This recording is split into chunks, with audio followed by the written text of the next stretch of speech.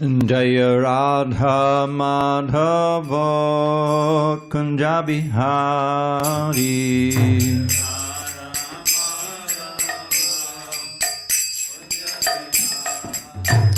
Jaya Radha Madhava Kunja Bihari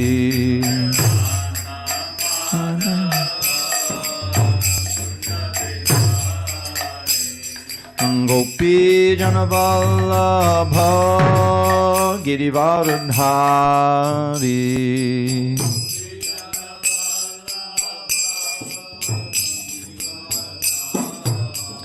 Jaya Gopi Janavallabha Girivardhari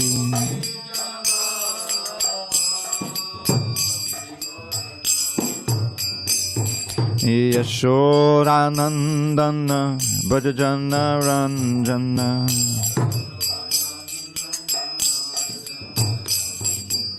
Yashodanandana Brajajana Ranjana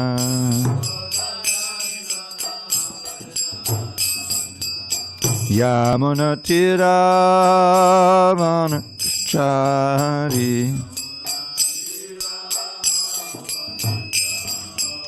Yamuna Tiravanachari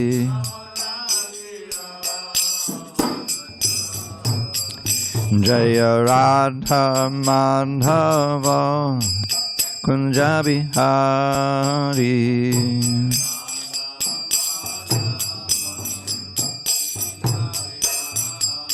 Jaya Radha Madhava Kunja Bihari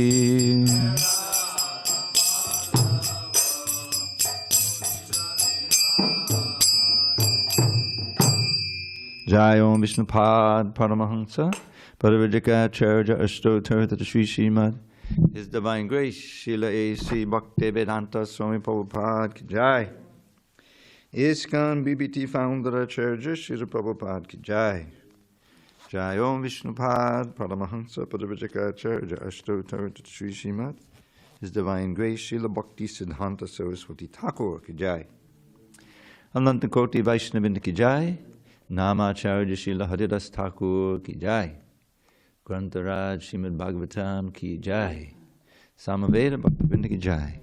All glories to the assembled devotees. All glories to the assembled devotees. All glories to the assembled devotees.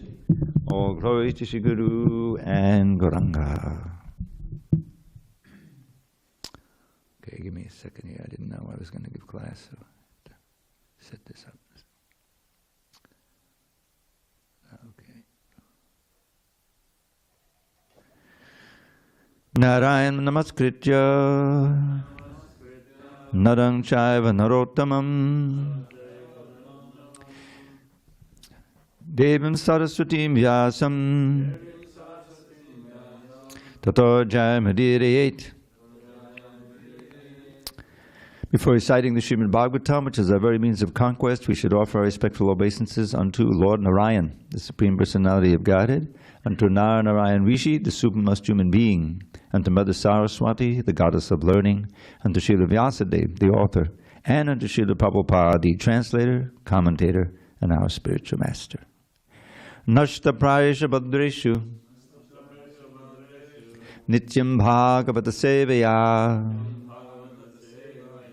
Bhagavatyuttama Shloke Bhaktim Bhavati Naishtiki. By regular attendance in classes on Srimad Bhagavatam and by rendering devotional service to the pure devotee, all that is inauspicious within the heart is destroyed almost to nil, and loving devotion to the Supreme Lord, who is glorified in transcendental songs, is established as an irrevocable fact. Om Namo Bhagavate Vasudevaya. Om Namo Bhagavate Vasudevaya. Om Namo Bhagavate Vasudevaya. On the second day of June, 2025, in San Diego, We're reading from Srimad Bhagavatam, translation and commentary by His Divine Grace A.C. Bhaktivedanta Swami Prabhupada. And we are in Canto 8, Withdrawal of the Cosmic Creations. Chapter 12, the Mohini Murti Incarnation bewilders Lord Shiva. Text number 8.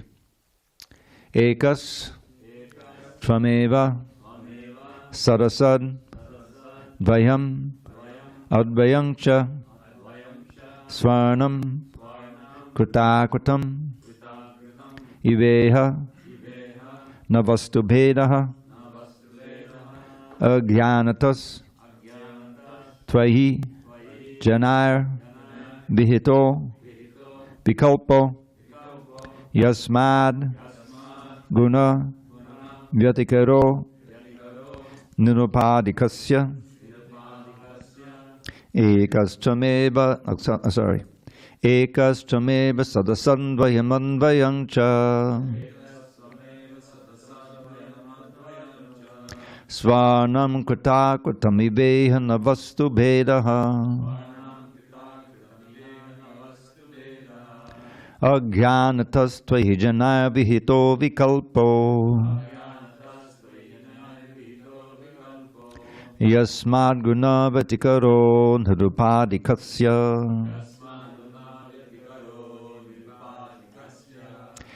Ekastvameva sadasandvayamanvayangcha Svarnam kritakrutamiveha navastu bedaha Agyanatastvai janaya vihito vikalpo Yasmad guna vatikaro nirupadikasya Ekastameva sadasandvayamanvayangcha Svarnam kritakrutamiveha navastu bhedaha Agyanatastvai janaya vihito vikalpo Yasmad guna vatikaro nirupadikasya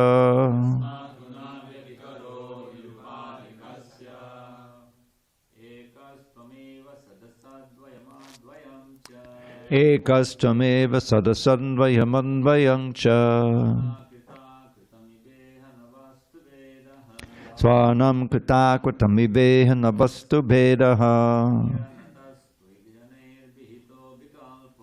Agyanatastvai janaya vihito vikalpo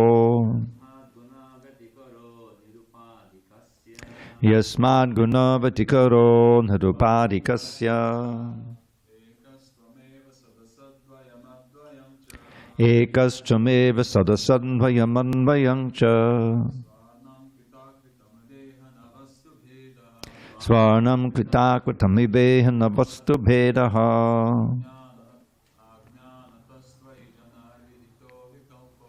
Agyanatastvai janaya vihito vikalpo Yasmad guna vatikaro nirupadikasya. Anyone else want to give it a shot? Ekastvameva sadasadvayamanvayangcha Svarnam kritakrutamiveha navastu bedaha Agyanatastvai janaya vihito vikalpo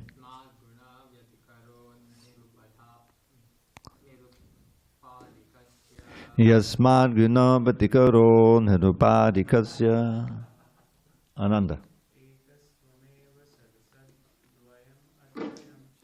Ekastvameva sadasadvayamanvayangcha Svarnam kritakrutamiveha navastu bhedaha Agyanatastvai janaya vihito vikalpo Smad guna vitikaro nirupadikasya. Hannah? Not yet. Anyone online? Ekas tvameva sadasat dvayam advayam cha. Ekastrameva sadasandvayam advayam cha.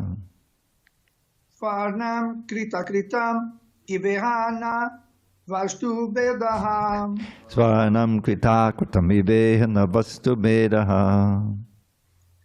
Agyanatas tvai janayir vihito vikalpo. Agyanatastvai jana vihito vikalpo.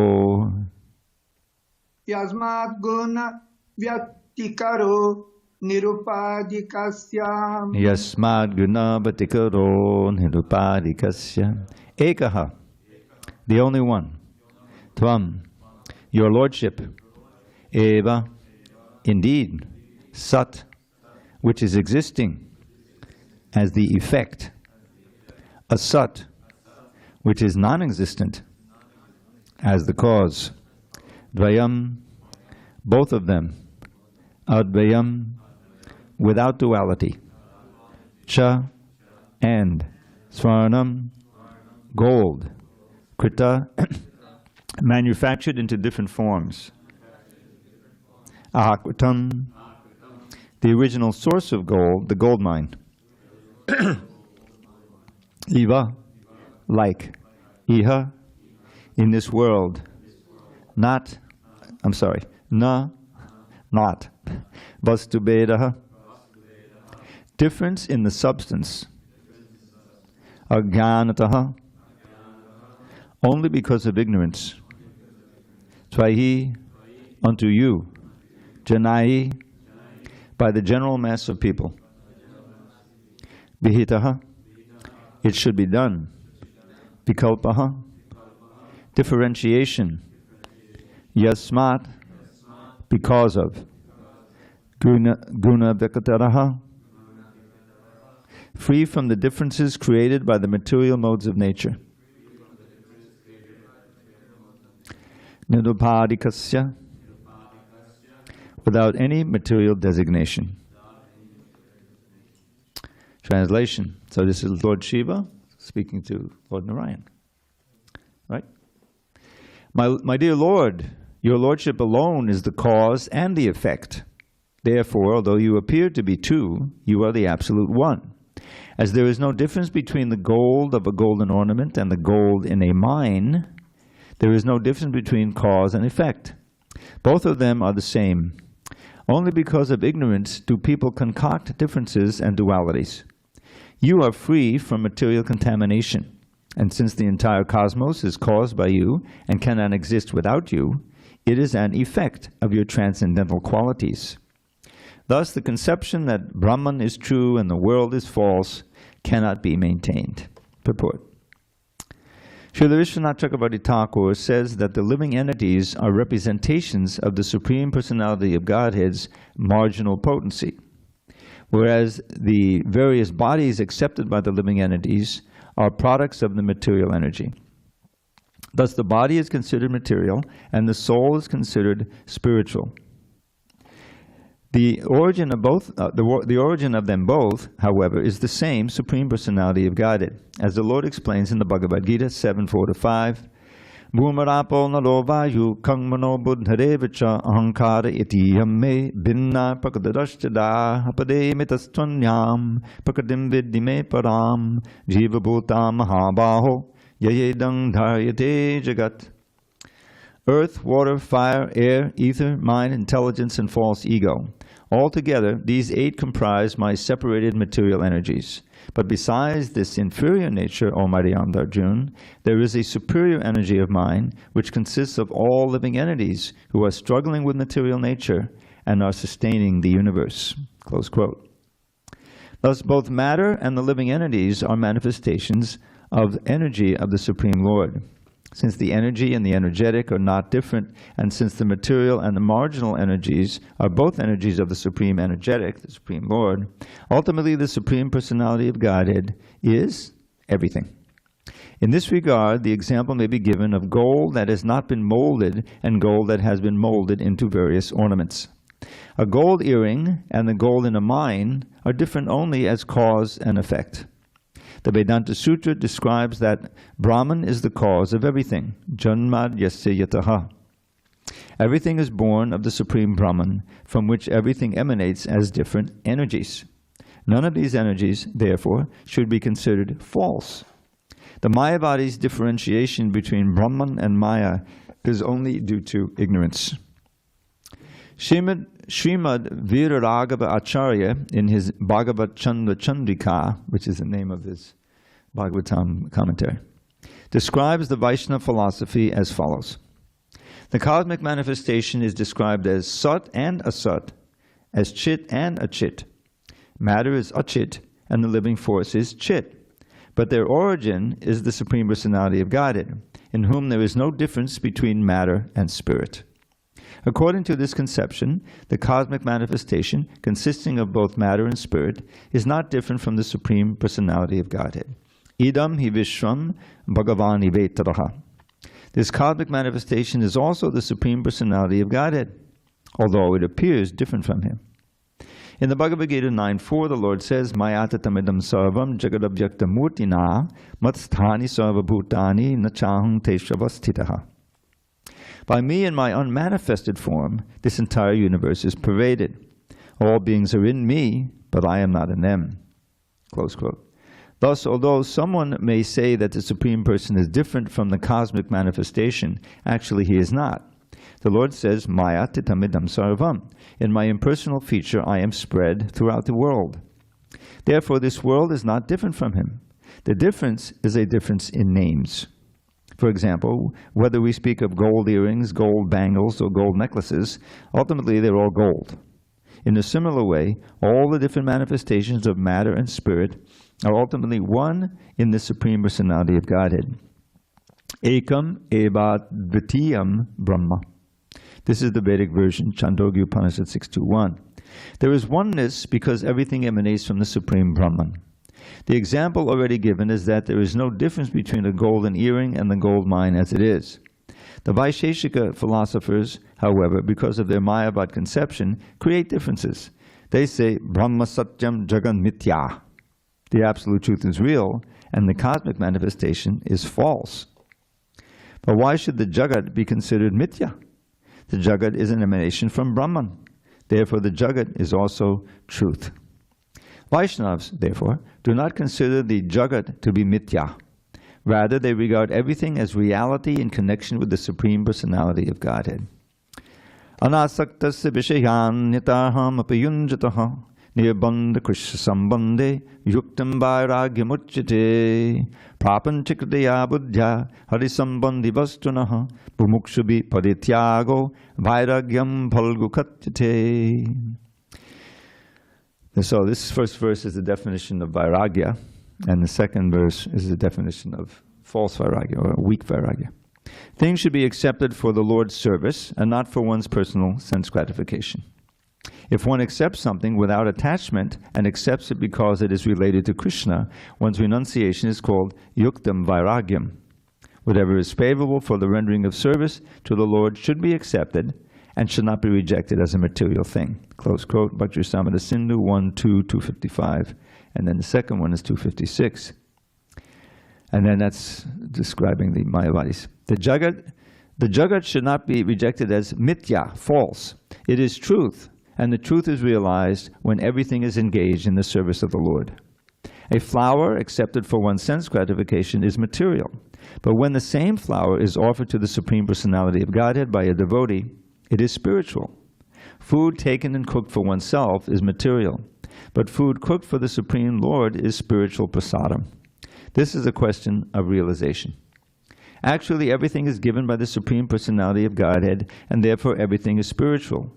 But those who are not advanced in proper knowledge make distinctions because of the interactions of the three modes of material nature.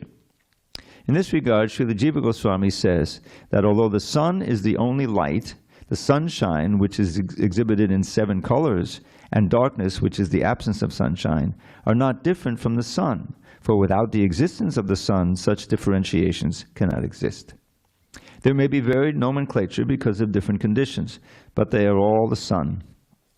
The Puranas therefore say, Eka desha stitis yagne jyotsna vistarani yatha Parasya brahmanak shaktis tatedamakilam jagat. Just as the illumination of a fire, which is situated in one place, is spread all over, the energies of the Supreme Personality of Godhead, Para Brahman, are spread all over this universe. Close quote, Vishnu Purana 122:56. Materially, we can directly perceive the sunshine spreading itself according to different names and activities, but ultimately the sun is one. Similarly, Sarvam Kalvidam Brahma. Everything is an expansion of the Supreme Brahman. Therefore, the Supreme Lord is everything, and He is one without differentiation. There is no existence separate from the Supreme Personality of Godhead. Om Jnanatamandasya Jnanandana Shalakaya Chakshur Unmilitam Mena Tasmai Shri Gurave Namaha. I was born in the darkest of ignorance, but my spiritual master Srila Prabhupada opened my eyes with the torchlight of knowledge. I offer my humble obeisance unto him and all members of Sri Parampara. So that was a conclusive purport, very rich. So this is the expansion of the explanation that this phrase Brahma Satyam Jagan Mitya, which is one of the slogans, one of the main slogans of the Mayavadis, is wrong. That this world is not false because it emanates from the truth, it emanates from the reality, from the Supreme Brahman, from Krishna. And therefore, it is temporary. Certainly we can experience that every day. Things are changing all around us, our body is changing, the weather is changing, everything's changing. That's why this is called asat. It's not eternal, it's changing. But the foundation is the same as the spirit. So we ourselves are combinations of spirit and matter. And we certainly can experience how the body changes constantly. But we remain the same person. This is right at the beginning of the Bhagavad Gita. This is the foundational principle to understand. That we ourselves are intrinsically spiritual. But at present we are encased by a body that is made of all varieties of matter. But the matter itself is also ultimately spiritual because it emanates from the Supreme Spirit. And Prabhupada cites these verses in the 7th chapter. And it's interesting, what is how the 7th chapter begins. If you recall, preceding the 7th chapter is the 6th chapter. And the 6th chapter of Bhagavad Gita is all about meditative yoga, right? Dhyana yoga, sometimes Ashtanga yoga. Prabhupada mentions that in the purport, the 8 limbs. And ultimately culminating in dharana, dhyana, and samadhi, concentration, meditation, and samadhi, complete meditation and absorption in the Supreme. But Arjuna pleads that he can't do that. That it's not possible for him. Chanchalam hi mana Krishna pramati balabadvidham tasyaham nigraham manye vayarivachadushkaram. So the mind is very restless and uncontrollable. Chanchalam hi mana pramati balavad is very, very powerful, very obstinate, and constantly changing. To control it, I think, is like controlling the wind. A strong wind, a hurricane wind, So that's impossible. By the method of Ashtanga Yoga. It's not impossible, but it's impossible by that method. So ultimately Arjuna pleads that he can't do it. And Krishna encourages him, don't worry, if you fail, you'll take birth in a pious family, a wealthy family, you'll be able to continue in your next life. But then ultimately Krishna encourages Arjuna. What's the verse we can all chant together? Yoginam api sarvesham madgate antaratmana shraddhabam bhajate yomam samaya yuktatamo mataha. My opinion, says Krishna, or rather, I consider that those who are constantly serving me with love, who are always thinking me within their heart, never forgetting me, they are the best yogis. So you can just hear Arjuna breathe a deep sigh of relief, because he's always thinking of Krishna. He's already a great yogi, the intimate friend of Krishna. But then he begins, the next verse is of course the beginning of the 7th chapter. And he says, Maya saktamana parta yogam yunjan manashaya asangshyang samagdamam hita gyatsati tachunu. Instead of trying to force the mind by all of these systems, of thinking the Supreme, I'm going to now teach you how you can cultivate attraction for me so that the mind will naturally be focused on me. This is the whole idea. My asakta means attraction. To me, my asakta, mana, your mind. And then he goes, shortly thereafter, he lists these 8 material energies. Bhumar, apo, alano, vayu, kang, mano, buddha, deva, cha, ahankara, iti, yame, binna, pakdarashada. Everything that we see and experience is encompassed by these 8 things, including our own bodies. The mind is included in there, the ego, right? And the interactions of all these elements, they produce all the sensations. So everything is there in those 8 elements. And then he says, very importantly, apare metastranyam prakatam viddhime param jiva bhutam mahabaho yedam dayate jagat. These are all the apara energies. These are the unconscious energies, lower. But the para prakriti is the living entities, you see, who are Prakatim vidhime param. Param, it's higher, transcendental. Jiva maha yayedam daryate jagat. And they're sustaining this universe. We're also sustaining immediately our own little universe. Prabhupada compared the body, each body, to a little universe, you know. I don't know if you know that. It's very illuminating. Because we're trying to be the supreme controller in this universe. But since we're not God, we're failing, right? The body gets old, does things we don't want, like die. And so we're not really in control. We're trying to be in control. Right? But Krishna is there with us as a super soul. So, if you understand that, then he said that everything that we experience is also a result of the interactions of Krishna's energies in different modes of nature, right? That's given. So then he starts with this section here. Rasoham apsukonteya pabasmi shasisuyayo pranabhaksa vedeshu shabdake bodhashameshu. So he's saying, I am the taste of water. Now how can he say I am the taste of water? Because he is the source of the water. He is the source of our bodies, which includes the tongue. And he's the source of the living energy. He's the source of we ourselves. So the whole experience of drinking water and tasting water is actually a result of Krishna's energies. So he identifies himself with that. Just like we can identify ourselves with his energies. If we produce something, if you produce some art, you see, like these paintings over here. Since I knew the artist, you know, I can tell from the style which artist it was. Like that one over there in the end, you can always tell perickets because everybody looks like you know, even the women sometimes they look like football players, you know. So so they have bulging, so that, you know, I mean, he does it with style, but that's a characteristic of him. So anyway, when I see paintings like that, then I think of pericket, Das. You know, that's part of my, you know, very good fortune of joining in Brooklyn where all the artists were there and I could see them paint and everything.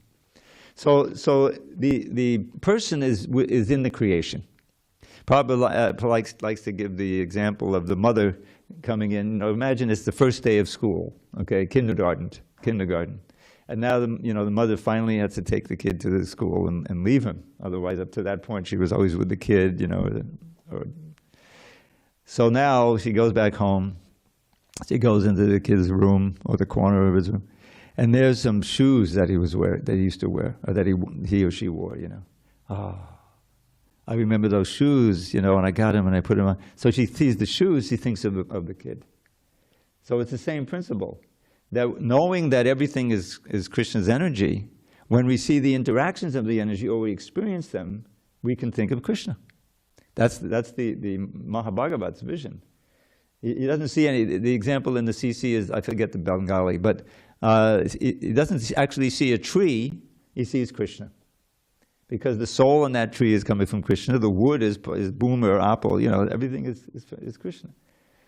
So and the principle here, when Lord Chaitanya is teaching Sanatana Goswami, the Sambandha, the most extensive teachings of the Sanatana Goswami, it encompasses 4 or 5 chapters in the Madhya Lila, very, very thorough. And so he's teaching him first the basic principle of that Krishna is everything. And he quotes this verse. Ekadesha stitis yagne, it's quoted in the purport. Ekadesha stitis yagne, jyotsna vistaraniyata, parasya brahmana shaktis tadedham akilam jagat. That just as a fire is in one place. Imagine that we're having a big fire sacrifice here, right? So the fire is there in the middle of the room. Now we've made arrangements that the smoke, which is part of the fire, gets sucked out. We have a nice exhaust fan. Came in very handy during the pandemic. It helped, get all those germs out of here. You felt more secure in the dome. So, but the fire isn't one. So it's a big fire sacrifice. There's maybe some bunch of initiations going on or whatever, or marriage. We haven't had one of those for a while, but that fills up the temple often. So you may be standing in the corner there, but you'll experience the fire, the heat, the light anyway. Usually you don't feel the heat that far away, these little fires. But if it's big enough, you'll feel the heat and the light. So the Brahman, Para-Brahman is like the original fire. And the heat and light are all the different energies, Bhuma, Apa, Onano, Vayo, that Krishna mentions there. That's all this emanation. So you can see the unbreakable connection between the energies and the energetic. That's the whole idea. So that's how we're meant to see the world. That's how the Mahabhagavat sees the world. He sees Krishna everywhere. Everything reminds you of Krishna. Now we're not so advanced, so we go to the temple. In the temple, everything directly reminds you of Krishna. Wherever you look, there's something for Krishna's service, right? And so that reminds you of Krishna. And then the key is that you also want to take part in that service. That you want to, and these two verses here are key. What is real vairagya? Because vairagya and jnana and vairagya, knowledge and detachment, are essential components of bhakti. So the knowledge comes from just doing what we're doing now. Hearing about Krishna, reading about Krishna, applying the philosophy in our own life, you see, memorizing.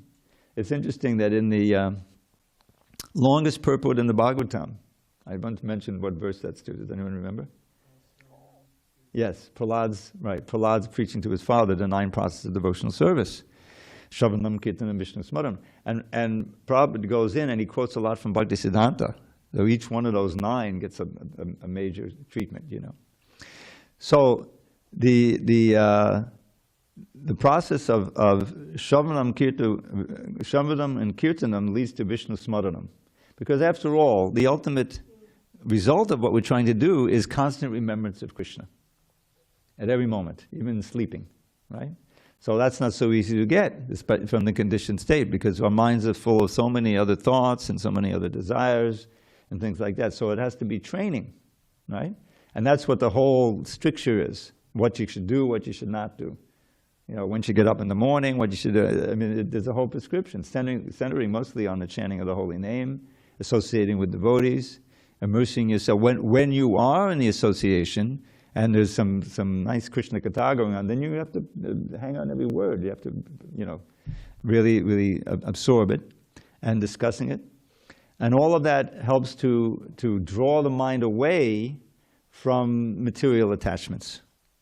Because the more that you can become attached to Krishna and everything related to Krishna, then all these other attachments, it's just like a disease, you'll actually be cured of it. And probably love to chant that. I've heard lectures where he likes to chant this verse. I think it's twice in the Bhagavad Gita. The one by Yamunacharya, Yadavadi Mamacheta Krishna Padadavinde Nama Nama Nasadhaman Yunditam Hrantamasi Tadabadi Badanadi Nadi Sangame Smaryamane Bhavati Mukhavikaro Sistu Nisti Manancha. So he's saying, and this is Yamunacharya, who was a king for a while, and he had all the accoutrements of a king, so he had those opportunities to enjoy, But he went back, and gave it all up. So he says, ever since I've been enjoying moment to moment the rasa, the taste of serving the lotus feet of Nandanandana. I've come to that platform every moment. Then whenever the memory may bubble up, because that's the way the mind works, And I, remember some situation with my harem, with when I was a king. Said, my lips curl in distaste, and As Prabhupada immortally says, spite at the thought. Spit, spite, he called it spite. So that's real vairagya. It's not just that you're, gritting your teeth and restraining yourself. It's that the taste is gone, and it's just the opposite. Said, oh, how could I do that? How fortunate I was to be saved from that by the devotees, by the process of devotional service. Getting the higher taste. And that getting the higher taste is what the sadhana bhakti is all about, right? Isn't it?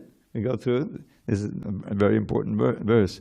It says, Adha Shraddha Tataksaru Sangha Tabhajana Kriya Tato Anartana Visisha Tato Nishta Ruchis Tata Tatas Bhava Tata Prema Tata Saktas Tata Bhava Tata Prema Abhujantati Sarakana Mayam Prema Prada Bhave Kramaha.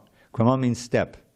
These are the steps from faith to love, from faith to prema, shraddha to prema.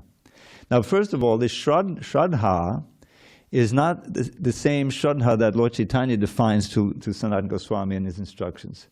As shraddha shabde vishwas korhe sudada nishchoy Krishna bhakti korhe sarva karma krita hoy. This is mature shraddha. Vishwas korhe, very strong determination and conclusion. So Krishna bhakti korhe, that's just by the process of Krishna consciousness, all the things I'm doing Krishna, all my desires will be fulfilled. I don't have to do anything else. You see? Whatever material desires and aspirations are there, they will evaporate or be purified, and everything will come into Krishna consciousness. So that's firm faith. But this faith is preliminary faith. Prabhupada calls it like respect. Coming into, what is respect? To come into the association of devotees. Because what's the next step? Sadhu Sangha. Adhau Shraddha Sadhu Sangha. So someone gets a card or meets a devotee out there or something, and is a little intrigued, may get a little book, you see? And it's enough to bring them to, let me try coming to that lounge. That sounds interesting, And they get the card and they show up in the lounge and, the kirtan and a free nice prasadam and so they've gotten attracted. And so they come back, And then on Tuesdays, it's Taco Tuesday. Well, what happened to that nice class we heard on last Thursday? Oh, didn't you hear? There's this class going on in the temple. Okay, let's wander in. So on Taco Tuesdays, I get a better group. So they come in and they'll hear Bhagavad Gita, sometimes be more intrigued, get a book, like that. So that's the turning toward Krishna. So Sadhu Sangha, Adhau Shraddha Tara Sangha, Bhajana Kriya. The next stage is to really basically chant. That's the bhajan. The next, usually that. So to chant at least 2 rounds a day. If you can work it in. So they come into that bhajana kriya. So then there can be a long process depending on your determination of anartha nivritti, of getting free of the anarthas, cleansing the anarthas away by the very process of chanting and hearing and associating and so forth. So that depends on your determination and your desire to advance quickly. How much you want to take advantage of Krishna consciousness and read and give up the things that are impediments. Believe. So then, the next step of anartha nivritti is that your faith is becoming stronger, and you come to the word of nishta. That nishta is the shraddha that Lord Chaitanya describes, the absolute firm faith that Krishna consciousness, that Krishna exists, that Krishna prema is the goal of life, and that by the mercy of the Lord and the devotees of the Lord and the Guru, I can be given the strength to practice it. And so faith means also faith in yourself, that the process, that I can do the process. That's an important part of faith. So if you're on that nishta, then what's happening there? Your ruchi is increasing. It's not that there's no ruchi even in the early stages, otherwise you wouldn't go on in Krishna consciousness. There's taste, but when that taste becomes more substantial and constant, then you're really getting purified. It's all a purification process. So ruchi, which matures into actual attraction for Krishna, and that's in that first verse of the 7th chapter. All right, Maya asakta manapa. Asakta means attraction. Now I'm going to show you how you can naturally have your mind become more and more attracted to me. And ultimate attraction and meditation on me through that attraction is the goal of yoga. But the previous chapter is not for us, not for the Kali Yugites. It's too crazy. One or two can do it, but they generally get into the siddhis, and all that, forget that. But this is the real way. So that's what's being spoken of here. The very environment that we live in, of course, a temple is a special environment. Obviously, everything you see reminds you of Krishna. That's the whole point of a temple, from the deities to the devotees that you hear the holy name and things. You taste prasadam. All the senses are meant to be Krishnized by the temple environment. But even outside, that's also the larger temple. Are these trees not also Krishna's energy, combinations of the spiritual and material energy? And you read about, Prabhupada, how many times did he mention the trees? This nudie, thing you have in the West. And if you want to be nudie, then next life you can stand as a tree for 5,000 years or whatever, no clothes, So that can remind you of the passage, by seeing the trees, it can remind you of the passage in the Shastra. And so that's what Prabhupada is dealing with here. But mostly he's dealing with this idea that, no, this world is not false. It's true, but it's temporary. Just like our body is temporary. But we can use the body to get to the eternal, to get to the eternal platform, if it's used properly. The temporary tongue, the temporary ears, all these things. But if we with knowledge and with determination, we don't use them to listen to cinema songs, we really to listen to bhajan, right? We use the tongue to chant Hare Krishna, taste prasadam, the ears to hear, everything has its function. So when we know how to do that, that's the essential, we have to get the knowledge from the Shastra, from the Guru, from the sadhus, devotees. Therefore, sadhu sangha is so important. But seeing that way, going out of the temple doesn't have to be, that you get into Maya. Because you can see someone, especially have some books with you, you can see someone who can be given Krishna consciousness. I remember, there's Marcy, and Marcy probably listens to the class now, she listens to the evening class. But I was in Sprouts, which I often go because I have to, buy, there's always something running out. The carrots, the celery, lettuce, especially the avocados. So I was in there, and there was Marcy. And I didn't say anything to her. I don't know if she saw me. But she had some books with her, and she didn't run, but she walked briskly up to one fellow who was one of the workers in there, and she gave him a book. She had obviously spoken to him earlier, because he thanked her and he accepted the book. And she's got the wealth, she's got in order to just buy a bunch of books and then give them out, or sponsor books and everything. And it's a glorious way to spend your time, going out there looking for people who will be willing to take a book, and you don't even have to pay anything. So anyway, that's inspiring. To see devotees nicely engaged and becoming blissful is also a big inspiration to do that. If them, then why not me? So anyway, this principle, Brahma Satyam Jagan Mithya, which we don't accept, that's the Mayavadi's fallacy.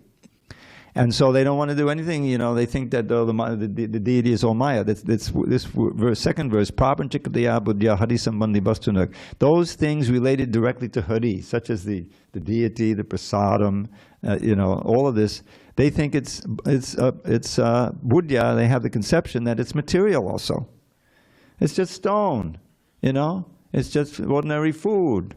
No, it's been spiritualized. This is the form of Krishna that has been carved according to the Shastra. It's been blessed by the Guru, and it has installed, it's worshipped every day. And Krishna agrees to appear to us in this way, because we can't see him in his original spiritual form. But we can see the stone, so he appears through stone, but he's not stone. It's a very important point. Just like Prabhupada, maybe we can enact this understanding today. As soon as the class is over, just as, we put the books up, we stand up. Then Prabhupada's there. All right, take his book, take off his glasses, clap first, and take his glasses off, wipe them down, and put him. He's there. He's attending class. He's not just a statue. So that's a way of impressing in our mind the idea. Just like the deities, why is it, if you read the Nectar of Devotion, we should read the Nectar of Devotion. There's all of these things in there, offenses to be avoided in deity worship, right? One of them is just talking about mundane things in front of the deity. You know, that's one. And this was fixed, by the way. This was revised. If you read through one of them is spreading your legs before the deity. Well, who would imagine doing that? But what Prabhupada means by that is sitting there and extending your feet toward the deity. That's what he means by spreading the legs toward the deity. It's a difference in language. So that's been fixed. But you can understand, we don't, just like if Vijayamani was sitting there with his legs pointed to me, hopefully some other devotee would say, wait a minute, we don't do that, right? So all of these things help us to realize the sanctified nature of this environment and to help sustain it. You know, cleaning up, doing whatever, speaking, right, glorifying, you know. When he's, like you may notice, you know, because I don't get on the altar, but I've been here so long, and that little device there where you can pull out, there's an outlet, right? And we use it sometimes.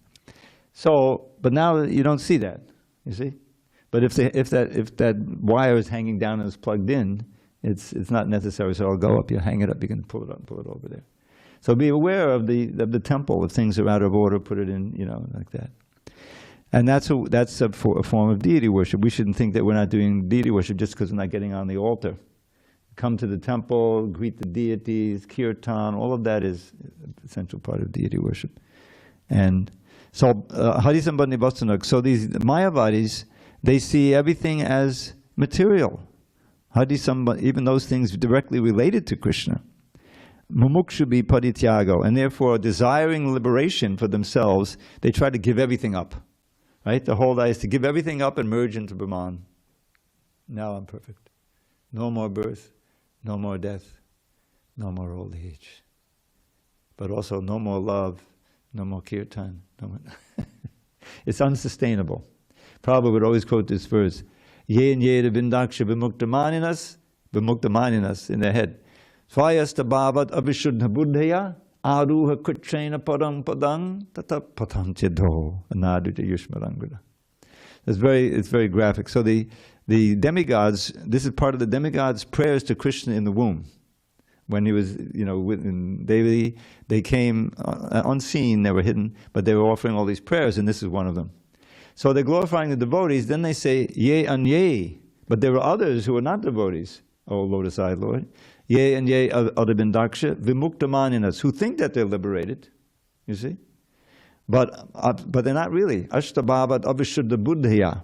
But their intelligence is not sufficiently purified. And so a few of them, not all of them, but aruha kutrena padang padang. So the Sanskrit language, such a beautiful language, is full of onomatopoeias.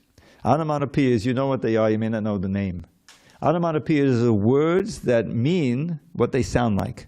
Splash is one of them. You know, boom is an English word, right? Obviously, boom, you know, it's trying to. So that's it. So this word kutrena is an onomatopoeia. It means very difficult austerities. Imagine trying to restrain your senses from sense gratification without the holy name, without the kirtan, without the prasadam, without the deities. Is it so easy? No. It's impossible. But a few of these Mayavadis can rise up to Brahman by very powerful austerities. Oh, it's hot out? Okay, let's go build some fires around in the desert and sit there and meditate. You know, it's cold winter. Let's go find the Ganges and take a bath. In other words, it's severe austerity, which is really not in our line. That kind of austerity. So anyway, a few of them, not everyone, but some of them may rise up to Brahman. You see. But they're not really secure there because it's unnatural.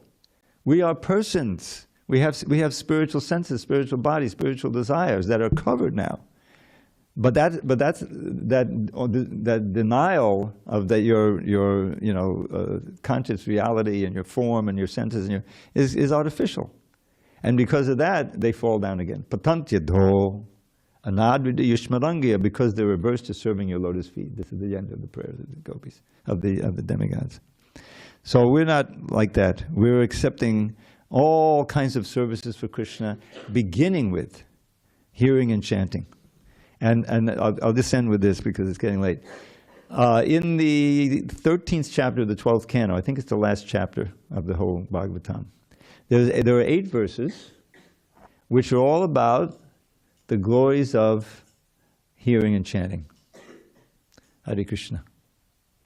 And there's 3 verses in there that are repeated almost word by word from the 5th chapter of the 1st canto. Now these verses are famous, probably would lecture on them all the time.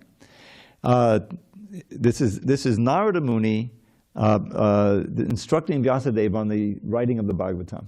You remember that he was troubled. I wrote all these books and now I'm still dissatisfied. Why is that? Guru has come to him. Narada Muni comes to him and tells him, because you haven't written anything that wholly and solely glorifies Krishna, the devotees, and devotional service. You see? And then he gives this famous verse. Some of you may notice. Tad Bhagavasargo. No, excuse me. Nayad bachas chitta badang hare yasho jagat pavitram paganita kayatid. Tadbaya samtirtam ashanti manasa nayatra hansa nidamantu shikshaya. Ram, you know this verse. What's it about? Nayad bachas chitta badang hare. This one word, the word that is crows. Right? So what he's saying there is that you might write something, and you have written something that's very nice, all the verses are really beautiful and everything, but it doesn't deal wholly and solely with Krishna and Krishna's service, then it's like a garbage heap that the crows take pleasure in, you see. The swan-like devotees don't go there, the Paramahamsas, they don't go there, you see, they don't. On the other hand, Tad Bhagavasargo Janataga Viplavo Yasmin Prati Shlogam Abaddevatapi.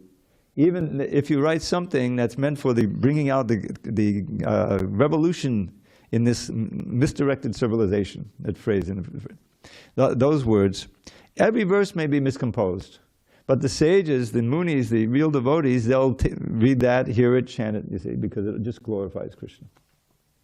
So those verses are repeated in this what is it? What did I call it? Krishna Katashtaka. 8 verses, 12th and 12th canto. So anyway, there's beautiful verses there, just glorifying Krishna, hearing and chanting. And then the last verse is what I'm getting to. And there he says, this is the benefit of all this hearing and chanting. You come to the point of never forgetting Krishna. Not just remembering Krishna, but emphasizing, not ever forgetting him for a moment. And here's the benefits of that. Avismriti. Avismriti Krishna Padara Vindayo Chinotya Badhani Chashantanoti. Sattvasya Shuddhim Padamatma Bhaktim Jnanam Chabhigyana Viraga Yuktam. So Avismriti is the benefit. Krishna of always remembering at every moment Krishna's lotus feet, which is the result, one of the results of extensive hearing and chanting, especially the whole Hare Krishna mantra. Chinotya Badhani. Everything inauspicious in your life is destroyed. All, whatever's left inauspicious. Chinot Yabhadrani Chashantanoti. And it nourishes your good fortune. Sham is the first word in this. Shankara. Shankara is the name for Shiva. He brings good fortune, So this is Sham. Chinot Yabhadrani Chashantanoti. Increases your good fortune in every direction, Spiritually, of course. Sattvasya Shuddhim, purification, your existence becomes purified, Sattvasya Shuddhim, Padamatma Bhaktim, and your bhakti, your loving devotional service to the Supreme Soul, Krishna, is nourished. And what is that bhakti characterized by? Jnanam, to be jnana, viraga, yuktam, by knowledge and realized knowledge, experience, and detachment from matter. And that's what we're aiming for. And it starts with, the first word of this ashtaka? Sankirtimana, collective chanting. Sadhu Sangha, Sadhu Sangha. So anyway, that's a few thoughts on this very rich purport. The main point of which is that bhakti means using things that you have, beginning with your own body, your senses, your mind, intelligence, for connecting to Krishna. Finding devotees, pure devotees, who can enlighten you directly or through their words, like Srila Prabhupada does in the book, and associating, and in this way learning how to connect your mind, your intelligence, your body, your senses, earth, water, fire, air, ether, to Krishna. And that's the art and science of Krishna consciousness we're practicing. And the ultimate result is pure prema bhakti and returning home back to Godhead for eternity, to be reinstated in our original unique relationship with Krishna. Okay, any discussion? I'm sorry, it kind of went on a long time. Any questions, comments, or objections? Okay. Oh, we got something from Dvijamani, servant of the jewel-like. Hare Krishna. Thank you. You mentioned the last chapter of the Bhagavatam, and I was just It was not the very last. It's, I think, the second or last, or something like that. 12th canto, 13th chapter. Maybe it's 12th chapter. I'll get you the reference. As we know, this famous verse, the one that Bhagavatam ends with, Nama Sankirtana is, yeah.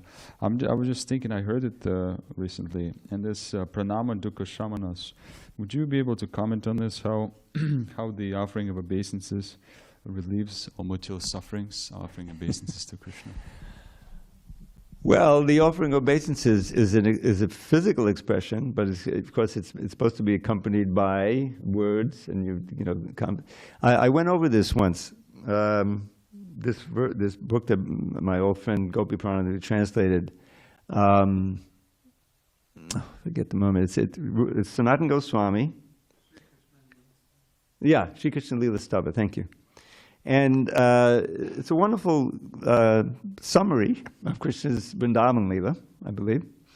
And woven into it are many obeisances in the verses, you see.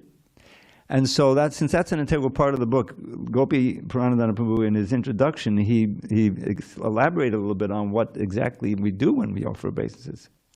And the meaning of the word namaha, which accompanies it, right? Namaha, namaha, later obeisances. So he said, first of all, there's different levels of obeisance, right? You go on to Indian Airlines, and of course, what are you going to get? Namaste, namaste, welcome, you know, right? But it's more or less a hello. It's obeisances of the least serious kind. They're not really offering obeisance to you, but it's something. Namaste, but the word is there, namaste. But then, if you're really offering obeisance, it means getting down, right? And there's obeisances where you're just kind of that form, you know, okay, that's good. But real serious obeisances is the dandavats, you know, where 8 parts of your body are touching the ground. And he explained what then what namaha means really is not mine. This body of mine, my mind, everything is yours, oh Lord, whether it's spiritual master or the Lord himself, like that. Not mine, yours. And it means it's an expression that I'm now going to connect everything to you through service. Mind, body, words, and so forth. That's what ultimately obeisances mean. So you can see, if you're conscious of that when you're offering obeisances, then it will help you to firm up your determination to actually act like that and use everything in Krishna service. So this means obeisances are essential. That's why the whole process begins always with humility. Amanitvam madam vidvam trinadabi sunichena. You know, because the false ego is always pushing you away from obeisances. They should offer obeisances to me, right? The king says, you know, the illusion. Let them bow down to me. You know, this is insanity. So that's the idea behind that. That's what obeisances are. Okay, anyone else? Kind of run out of time. Okay, thank you very much. All glories to Srila Prabhupada. Hari Hari Bol.